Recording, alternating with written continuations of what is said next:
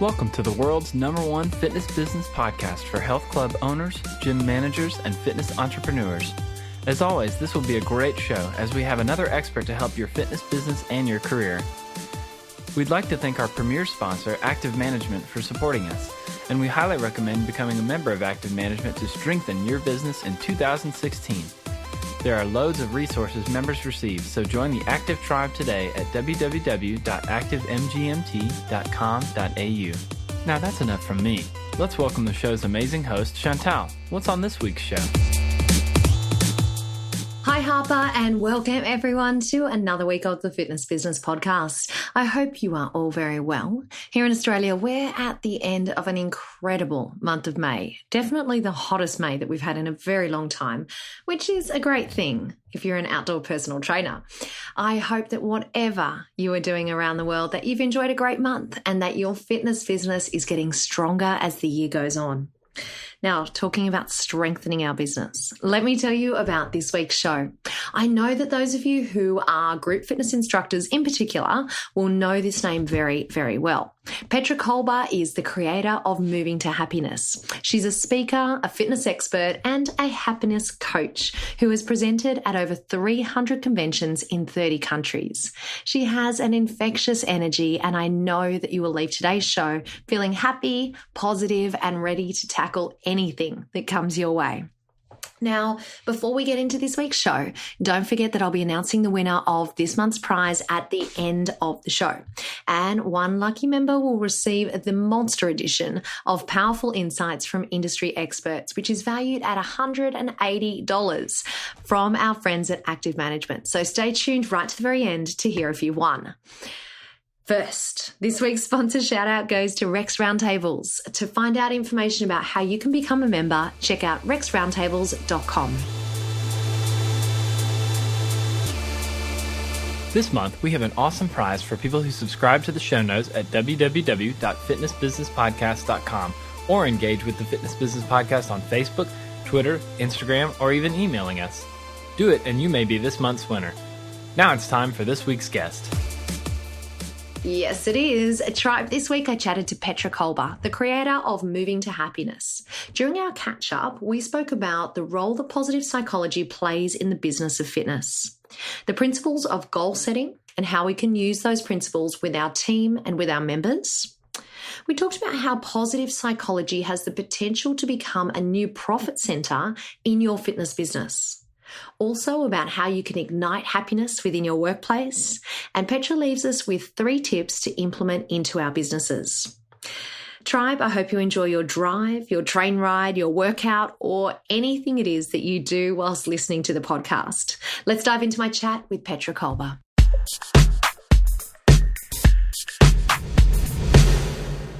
Tribe, it is my absolute pleasure to be introducing you to today's guest. It is Petra Kolber, the creator of Moving to Happiness. Now, Petra is a speaker, a fitness expert, and a happiness coach who's presented at over 300 conventions in 30 countries. She's spoken at TEDx, and I was watching that video, Petra, by the way. Tribe, you have got to go and check that out. I felt so inspired after watching your TEDx talk. And just last month, she presented the keynote for the American College of Sports Medicine on the topic of happiness.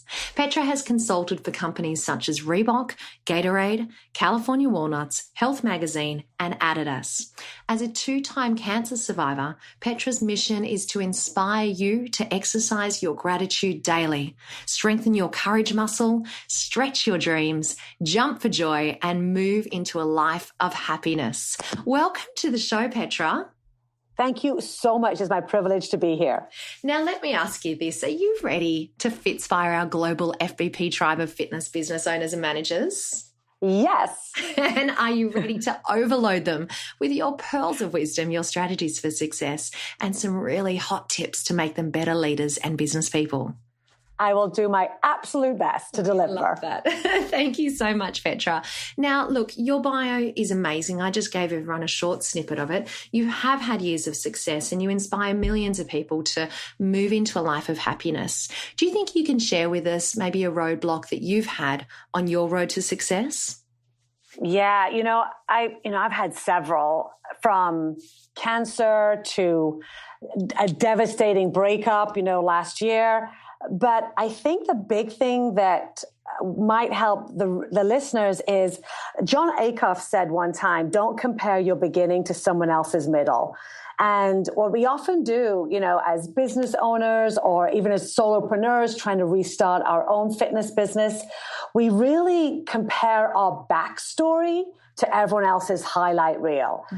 So if we can just stay grounded in what we're doing, and I'm going to share something with you right now. So there's this idea of who maybe I am. I did TEDx, I did a keynote. Right now, as I'm talking to you, Chantal, I am sitting in a closet on the floor, surrounded by my clothes, living in a New York apartment because I wanted the audio to be good. So, we have this idea that Petra's going to be living in this place and she's got her office. I'm in 450 square foot New York apartment, and I am just like you guys. I'm rebranding and rebuilding my business from fitness into less perspiration and more inspiration, more real life application, based on some of my own personal experiences. And so I think the biggest thing is oftentimes we're waiting for that perfect thing to get started, or we think that we have to have the perfect message because we're comparing ourselves to what everybody else is doing. Just keep your eye on what you're doing. Have integrity, work with empathy, and just look back to see how far you've come. And that will help you move forward. Petra, I now have this vision in my head of you sitting in the closet.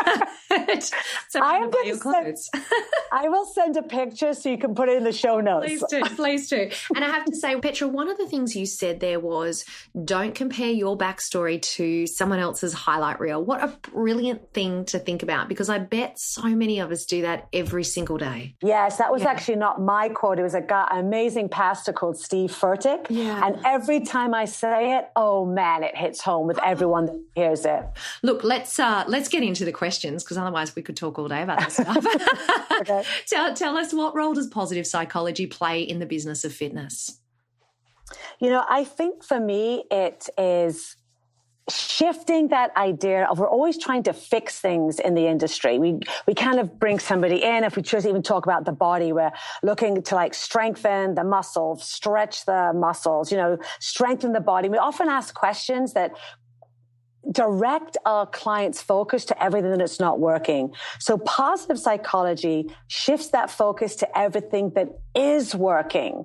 So not saying that we negate things that need to be strengthened or fixed or worked upon in the business side, but it's all about that mindset. To me, it's a mindset versus a skill set. Mm-hmm. Really shifting what we look on and what we choose to see, all the good things in the gym, in our company, with our clients, with our team members, and creating a base of business based on people's strengths and a place of gratitude. And Petra, how did you first become interested in positive psychology?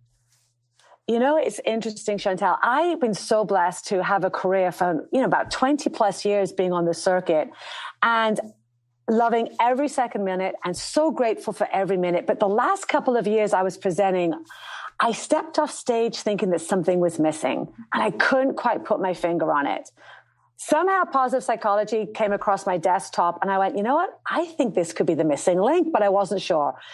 Short story, I took the year off stage to go back to school to be a student again. And the minute I started learning more about this, I went, I think this is the missing link, because we've been so focused as an industry from the neck down, where I think the science and the research and how we're really going to move this industry forward in a powerful way is focusing on the mindset, creating a strong and healthy mind, a strong and healthy and flexible point of view, much more than the physical body. Petra, if we were to put ourselves in the shoes of, say, fitness business owners and managers and working with their teams, when it comes to positive psychology, can you give us maybe some advice on where they could start, what they could do in working with their teams? Yeah, this is the challenging thing. I say the longest distance we'll ever travel is from our head to our heart. So the change starts with us. You learn it to teach it. you live it to preach it. So, it's easy for us to stand up and, say, as a management team, I want us to do this, this, and this, but you have to embody it. So I think it really begins with us. And then it all begins with our thoughts. It's not what we see. It's how we view the world, how we frame everything. So if positive psychology is something you've never heard of, which is a relatively new science, there's a book that I would totally recommend, and it's called The How of Happiness by Sonia Lyubomirsky. That's Lyubomirsky. And there are so many incredible free resources on the internet. If you just Google positive psychology, a ton of free information, TED Talks, YouTube videos will pop up. And that way you can kind of dive in or like put your foot in the water and see, oh, is this something that resonates with me? And then you can do a deeper dive if you can. There's a ton of resources, but you have to buy into, or I'd encourage you, if this is a journey you want to go on, we have to buy into itself, because the change is going to happen with us. You have to live this work. You cannot say something and be embodying it in a different way when no one's looking. It just isn't going to work. Well, I'll find that link, The How of Happiness, the book that you've just mentioned, Petra, and Tribe will pop that in the show notes. We'll make it nice and easy for you, so that if you do want to check out that book, you can go straight to the show notes and click through that link. Now, Petra, I'd like to talk to you about goal setting. Do you think you can maybe start by reminding all of our tribe about the principles of goal setting? Yeah. Well, I mean, if I go back to my ACE, AFA, ACSM, all that, the thing I learned at that time about goal setting was SMART. Got to be specific, measurable, attainable, realistic, time-driven. But my whole thing about goal setting is a goal is just a goal, and it's going to stay a goal. It's never going to be reached until we tie our goals into our life plan, not just your business or fitness plan. So for me, my spin on that is, the goals have to tie into things that make you want to get up out of bed. Like Simon Sinek says, what is your why? If your goals don't tie into why you get up every morning, if they don't tie into what makes you want to jump and run to work, if they don't make you feel full of positivity, those goals are probably actually not something that's in alignment with your life. It's an idea that you've been told you should be thinking. Maybe it's a set of skills or something you believe that where you are in your career right now, well, this is a goal I should be doing. If you say should before or after any goal, I don't think that goal's for you. So my thought is, biggest thing is listen, sit with yourself, think about the goals you have right now and go, do these goals add breath into my life, or do these goals suck the life out of me? And Petra, if we were then to say trying to apply those same principles to working with a team, is there any specific advice or tips that you can give us to maybe help our team members set goals who perhaps haven't set them in their life before or haven't maybe achieved what they've set out to do? Yeah, absolutely. Great question. I think when we can tie the goals into their strengths, their passion, and their purpose, and there's a way to discover that, because many times if you were to sit a team member down or even a client, you go, okay, tell me about your passion, your purpose, and your strengths. They're going to be scratching their head going, well, my God, if I could give you the list of everything I'm not good at. So there's 3 high-powered questions that you can use for yourself, for your clients, your team members. The question number 1 is, what is something in your past that you feel proud of? Now, the answer to that question is going to reveal your character strength. And if you're not sure what your character strength is, there's a great free online test that you can put into the show notes too, Chantel. It's viacharacter.org. Free online test. And what that does, or assessment, it allows you to remember and it reveals to you your innate strengths. Oftentimes, we don't recognize our strengths because they're a part of who we are. But we're really good at recognizing everything we're not good at. But when you sit back and you remember something that you feel proud about, More often than not, it's either you got yourself through a challenging time or you helped someone else get through that time. And when you do that, you've probably pulled on one of your top 5 character strengths. So when you think about that, maybe it's resilience. For me, it's always humor. It's a sense of love of learning. It's a sense of justice. You get to recognize what your strengths are. Second high-powered question is, what is something right now that lights you up? What is something that you love to do right now? And what that does, that question reveals to you your passion. For me, it could be going for dinner with friends. It might be reading a book. It might be traveling. And if you don't know what that is, I encourage you to take the time to find something that lights you up. Otherwise, why get up every morning? And then the third high-powered question is, what is something in your future that you are looking forward to 6 months to a year from now? Because what that question does is it reveals a sense of purpose.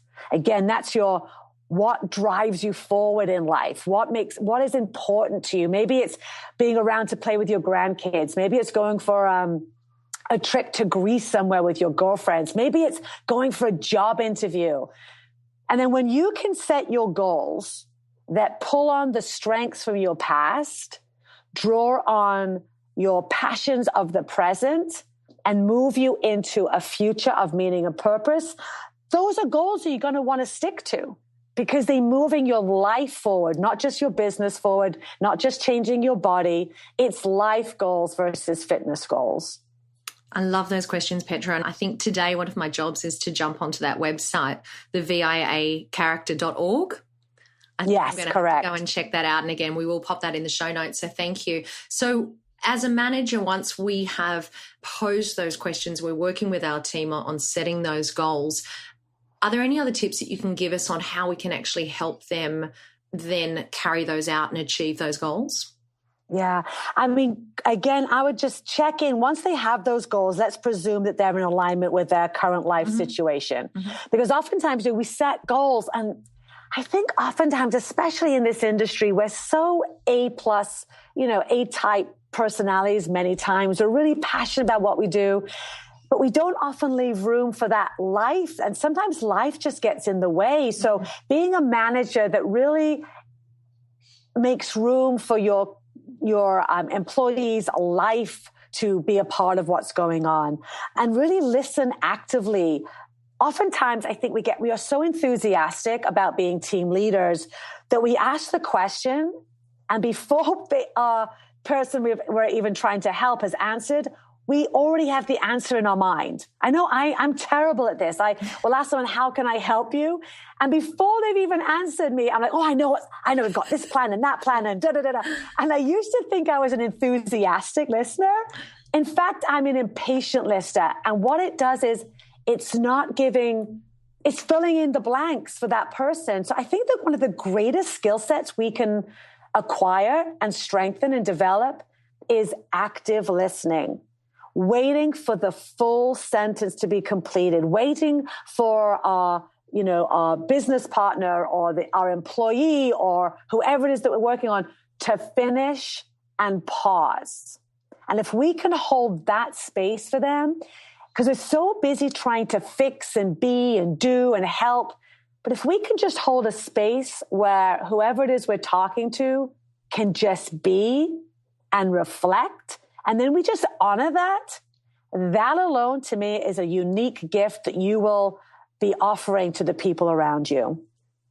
Petra, I can completely relate to that situation because I know since starting to host the Fitness Business Podcast, being a much better active listener is one of the skills that I've had to work on when I have the opportunity to speak to incredible people like you. And as a result, I feel as a result of honing in on that active listening skills, you take in so much more from the other person. Yeah. And it's, people are not used to being listened to. And what I'd also, right now we're in this world where social media, it's like we're talking about it before, we're behind our screens, we're behind our phones. And if you can just not just listen to them, but be fully present, looking them in the eye, really being there, and wherever you are, be 100% all there. I think they're going to be almost stunned because we've become so used to being partially there, like partial attention. And it even might be a little uncomfortable for the person you're talking to because you become really comfortable with being disconnected. In fact, being disconnected has almost become a science. But if you can show up and, like you said, Chantal, really active listening, being fully present, that is a gift that people will remember, and they will remember you also. Petra, quite often as fitness business owners, we can occasionally struggle to find new streams of income, secondary streams of income. Can I ask you this? How would you actually place positive psychology and helping members get results from goals as a profit center within our businesses? Yeah, great question. Here's the thing.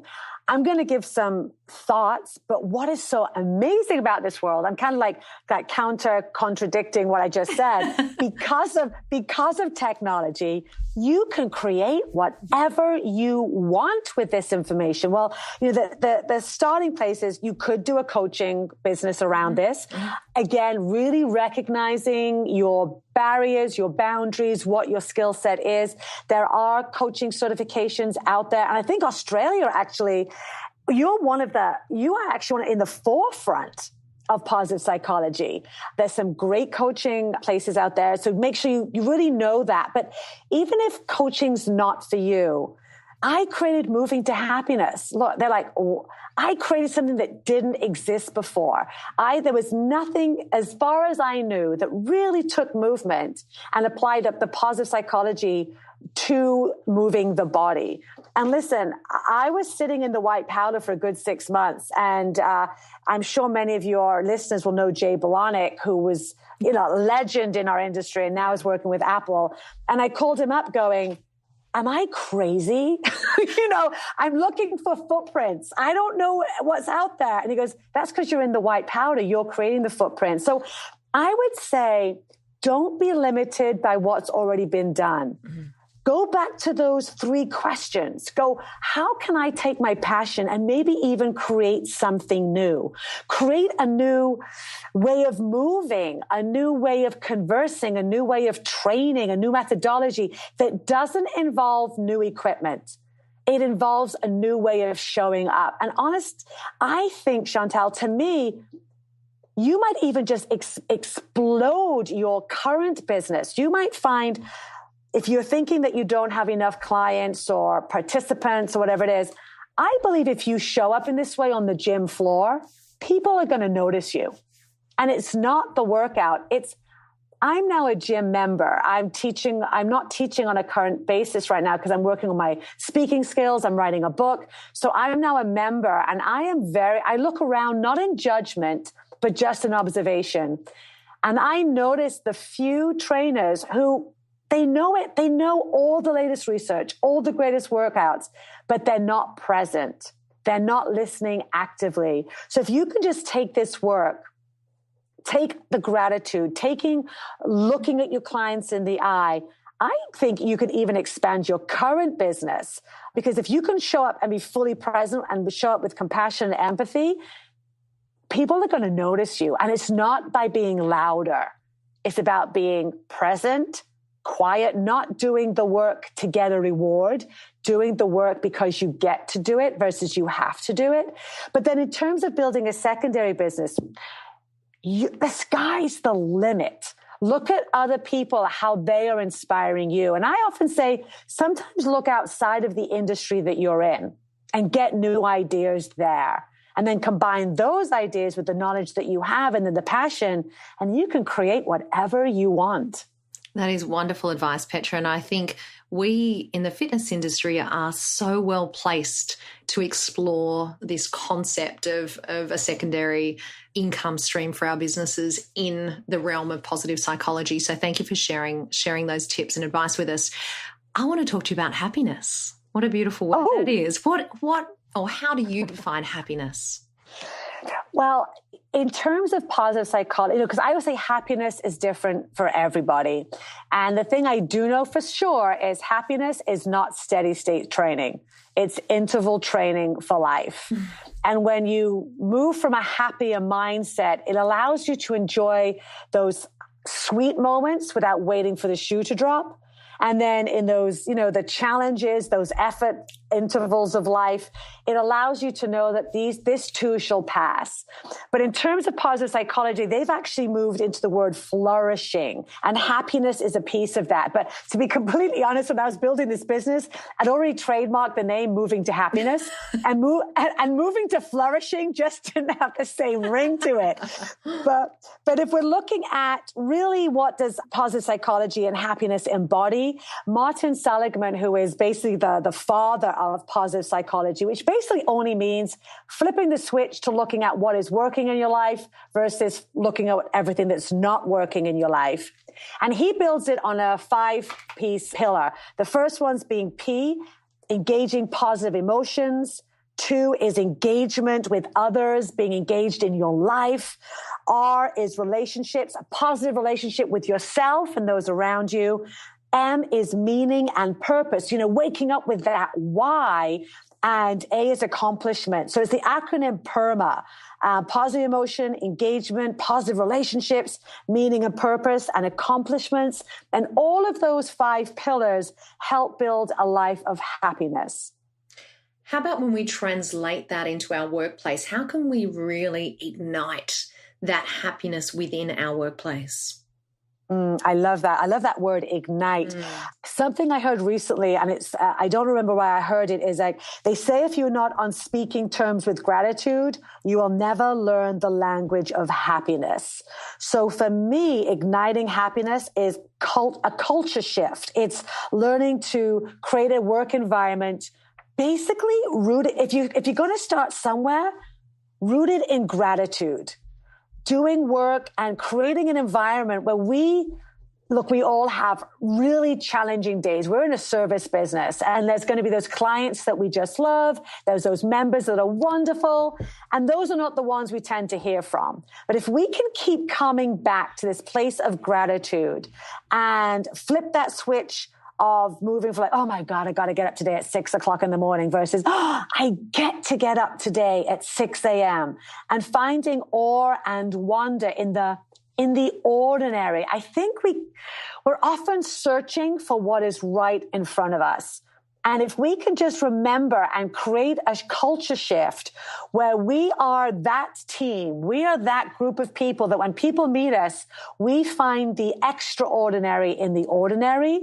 And we really, even in the power of the questions we ask our members as they come in, or the questions you ask your team, instead of going, hey, how was your day? Start by saying, what was the best thing that's happened to you today? Just starting with small shifts like that gives a monumental ripple effect. Because right now, if you say to me, Chantel, hey, Petra, how was your day? Well, there's a 50-50. Well, it could be 50% good. It could be 50%. Well, let me tell you about my day. And then the other way, if you say, hey, Petra, what's the best thing that's happened to you today? Already just that question, you are now spiraling my thought process to focus on and searching and seeking out what is already working, what is good in my life, versus even giving me the opportunity to spiral downwards. I really love that. I think I'm going to use that from now on, Petra. That's brilliant. Great advice.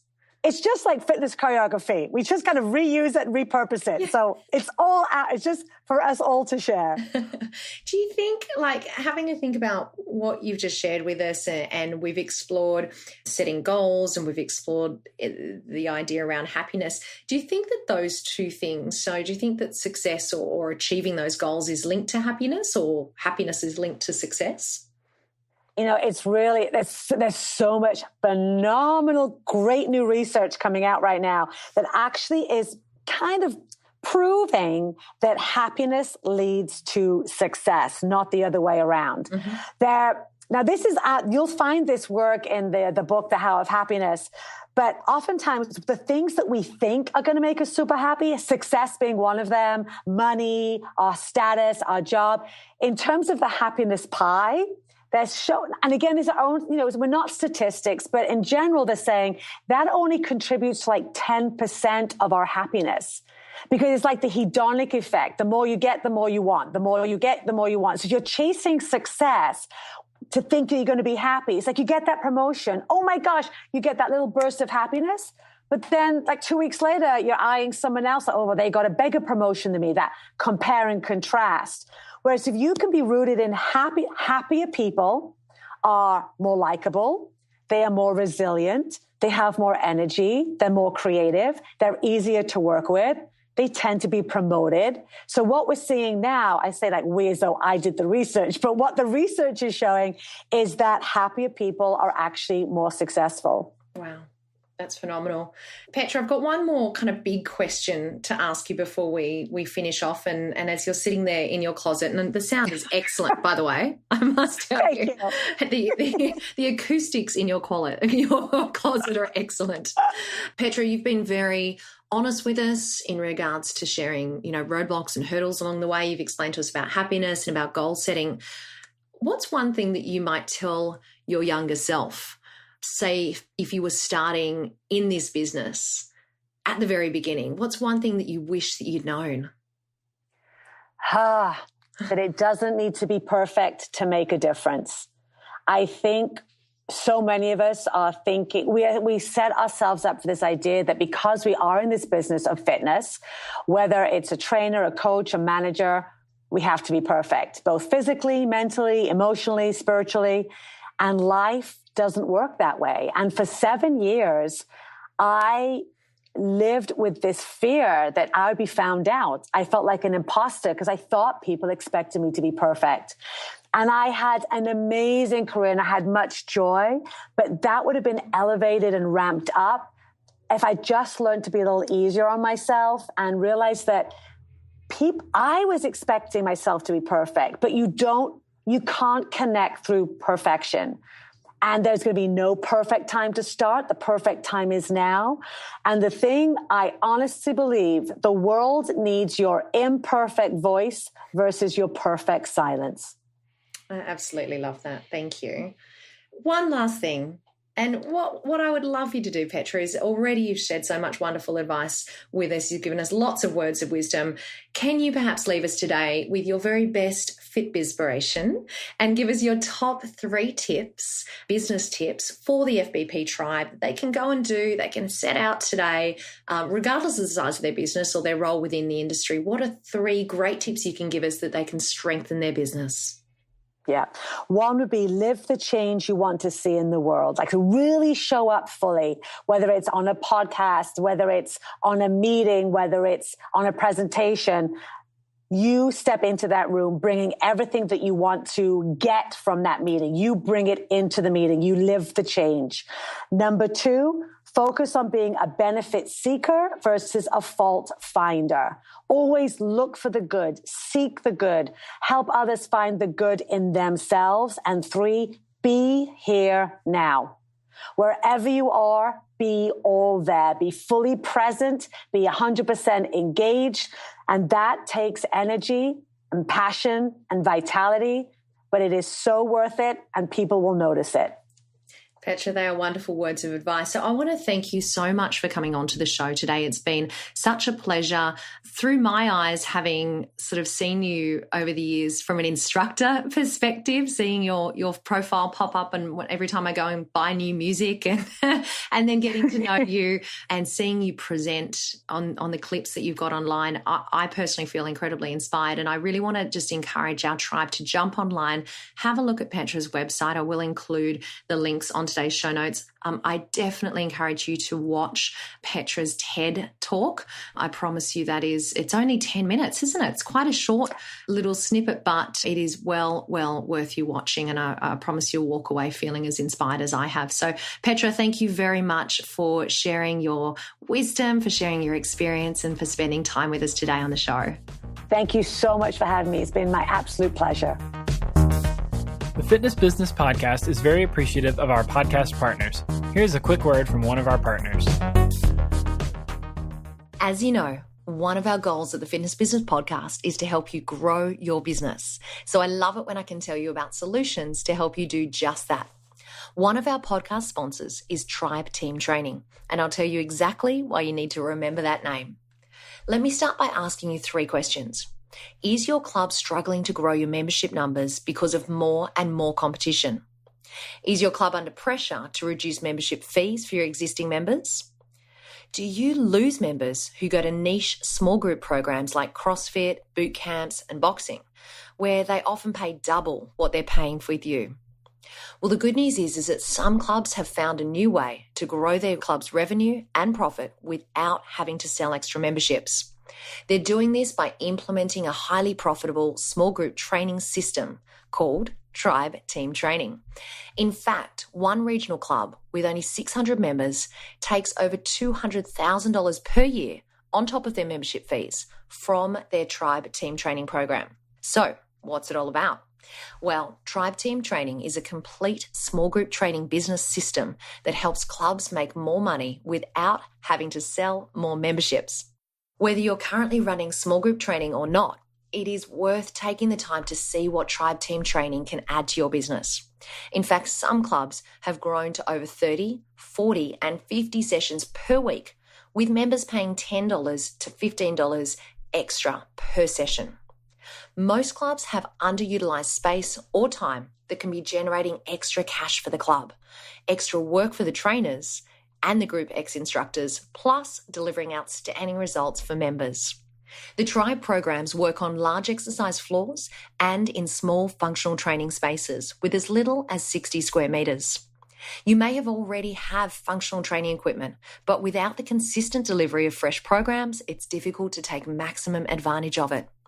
Now, regardless of the success of your current programs, Tribe is offering club owners a free online briefing so you can see for yourself the difference between team training and small group training, the difference it can make to your members, the opportunities it gives to your trainers and instructors, and the extra income it can add to your club. So, to register for your free briefing, all you need to do is head over to tribeteamtraining.com or tribeteamtraining.com.au. Let me tell you those addresses again. It's tribeteamtraining.com or tribeteamtraining.com.au. And of course, a copy of both of those website links will be in today's show notes.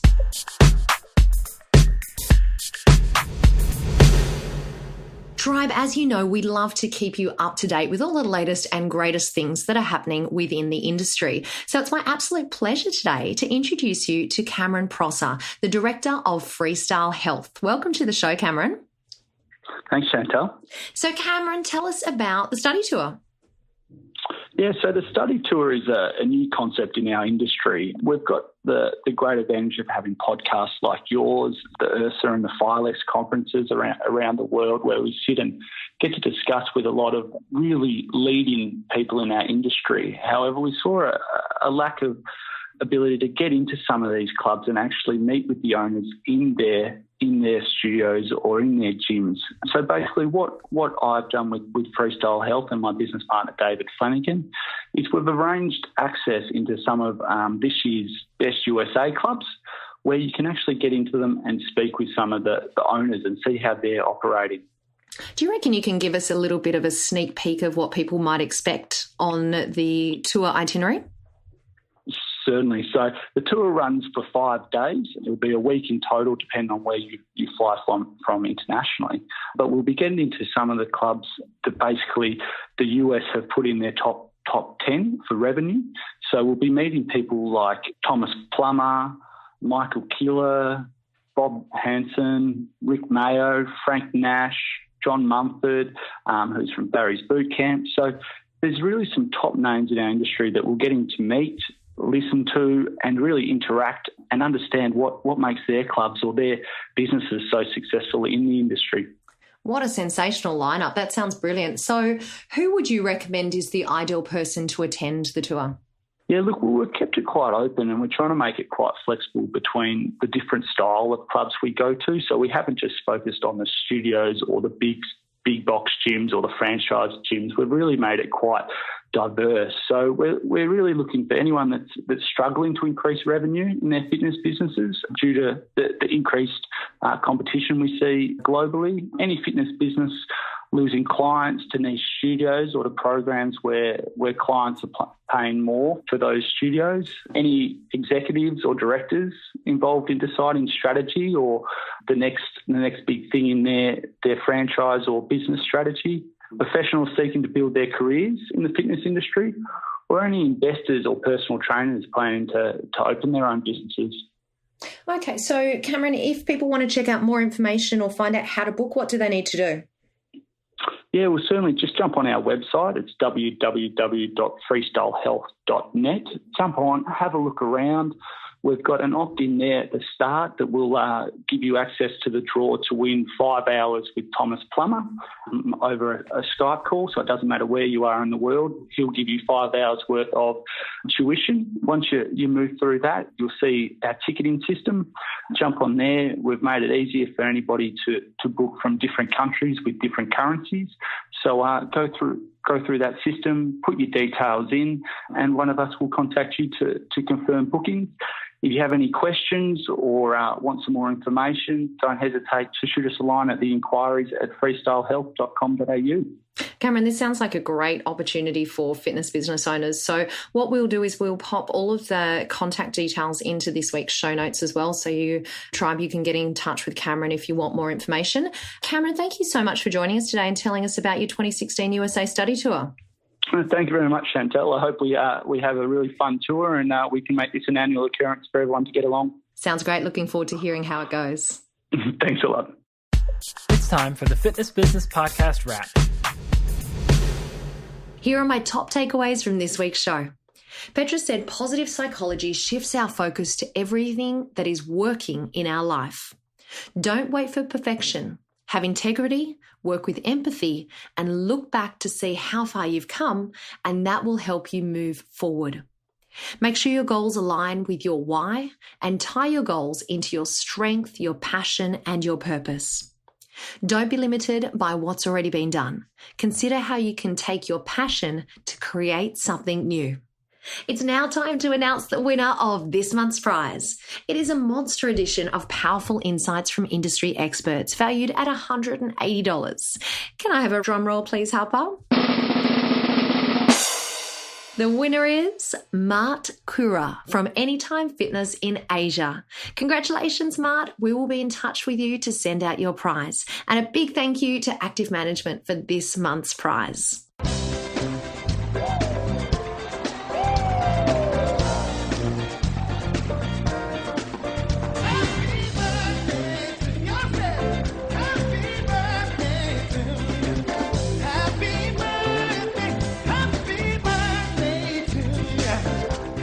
Happy birthday to us.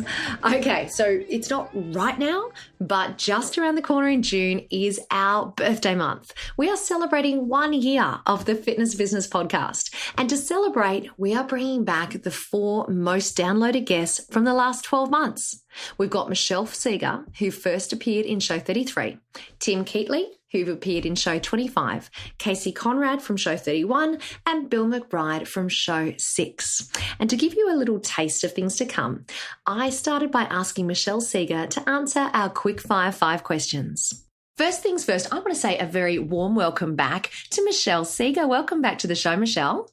It's great to be here with you. Let's get started with your quick-fire 5 questions. Are you ready for these?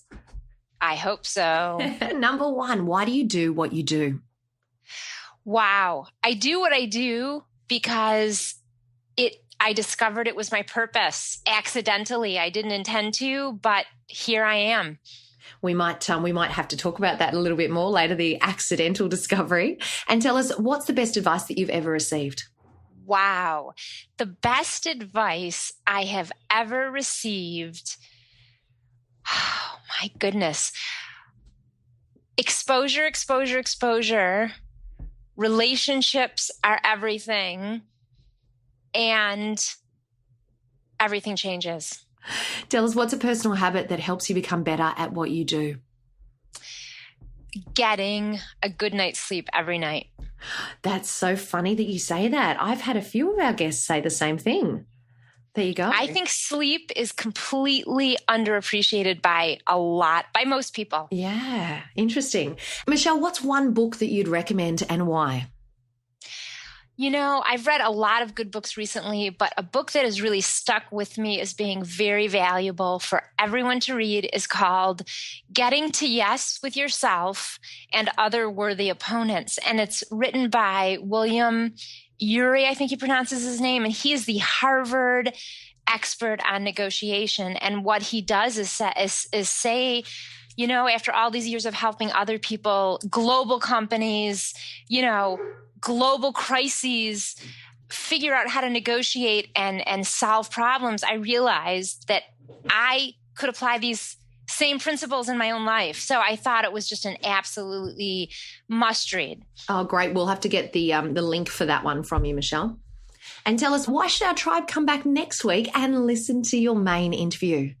Well, I think people should come back because we're going to talk a little bit about exciting new trends in self-care programming more generally, and also physical activity specifically. That sounds fantastic. Well, look, I really look forward to chatting to you next week's show.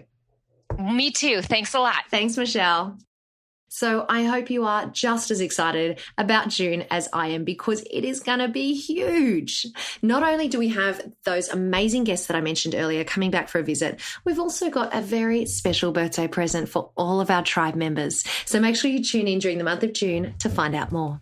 That's it, tribe. Thank you for joining me for another week of the Fitness Business Podcast. And remember, what you leave behind is not what's engraved in stone monuments, but what is woven into the lives of others.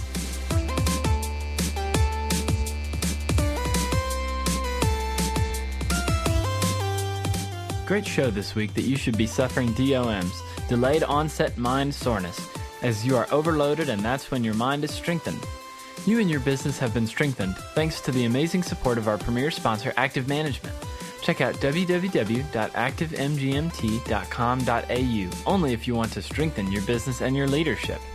Don't forget, all today's links and notes are found at www.fitnessbusinesspodcast.com, where you can also subscribe and never miss a show and maybe win a prize. Next week is another incredible guest with Chantal, so get ready for more Fit Bizpiration.